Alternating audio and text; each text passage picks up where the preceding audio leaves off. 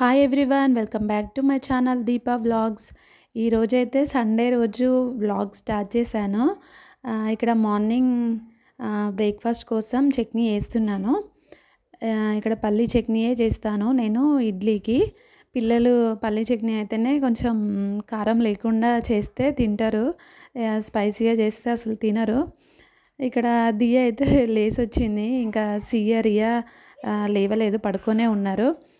ఇక్కడైతే నేను ఈజీగా చట్నీ చేసేస్తున్నాను. కొన్ని పుట్నాలు, కొన్ని పల్లీలు, కొంచెం చింతపండు, పచ్చిమిర్చి యాడ్ చేసి చేస్తాను. ఇక్కడైతే చట్నీ పోపేస్తున్నాను. చాలా రేర్గా చేస్తాను నేను ఇడ్లీ. ఎక్కువ చేసేది ఒకరోజు జావా, ఒకరోజు ఉప్మా, పులిహోర, దోశ. ఇడ్లీ తక్కువనే చేస్తాను. పిల్లలు లేసేలోపు టిఫిన్ అయిపోగానే ఇంకా వాళ్ళు లేస్తే వాళ్ళకి బ్రష్ చేయించి స్నానాలు చేపియాలి. వాళ్ళు లేస్తే అసలు పనే అవ్వదు, డే అంతా పని ఉంటుంది. ఇంకా చిన్నపిల్లలే కదా, బ్రష్ ఇంకా సరిగా వేసుకోరాదు వాళ్ళకి, అందుకే డైలీ నేనే వేపిస్తాను. ఇక్కడైతే ఇడ్లీ పెట్టేశాను, దియ్యకు బ్రష్ చేయించి ఇక్కడ నేను హాట్ వాటర్ తాగుతున్నాను. మేమిద్దరం టిఫిన్ పెట్టుకొని తినేసాము, దియ్య నేను. దియ్యకి అసలు చట్నీ కారం ఉందని పక్కగా పెట్టేసింది, మొత్తం వట్టి ఇడ్లీ తిన్నది. ఇక్కడ రియా సియా కూడా లేసేసారు, వారికి కూడా బ్రష్ చేయించి స్నానం చేయించాను. ఇక్కడ ముగ్గురికి జుట్లు వేయాలంటే అమ్మో చాలా కష్టం. అసలు వాళ్ళు స్ట్రైట్గా ఉండరు, అటు ఇటు కదులుతూనే ఉంటారు. డైలీ ఒక 5-6 టైమ్స్ వేస్తూనే ఉంటా, నీట్గా ఉంచుకోరు. ఇంకా టిఫిన్ చేసేసి ఇక్కడ ఇల్లు ఉడుస్తున్నాను. మొత్తం పడేశారు ఇంట్లో, రోజుకి ఎన్నిసార్లు ఉడిచినా అసలు ఇల్లు అసలు నీట్గా ఉండదు. ఇంకా పిల్లలు చిన్నపిల్లలు కదా, తెలుసు కదా ఇక పిల్లలు ఉన్న దగ్గర ఇల్లు ఎలా ఉంటుందో. ఇక్కడైతే ఇంకా లంచ్ కోసం పాలకూర పప్పు చేద్దామని పాలకూర కట్ చేస్తున్నాను.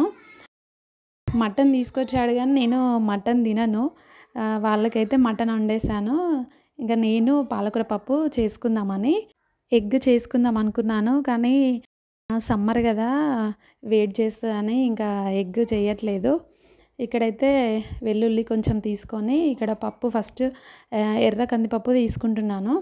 కొంచెం డ్రై రోస్ట్ చేస్తే చాలా టేస్ట్ ఉంటుంది పప్పు. ఇక్కడైతే ఇంకా పప్పు చేసేస్తున్నాను.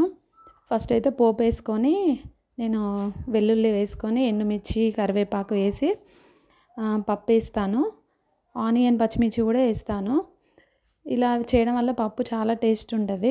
కొంతమంది ఆనియన్ వేయరు కదా, ఇక్కడ నేను ఆనియన్ వేస్తాను. ఇక్కడ పప్పు వేసుకొని కొంచెం ఫ్రై చేసుకున్న తర్వాత పాలకూర వేస్తాను.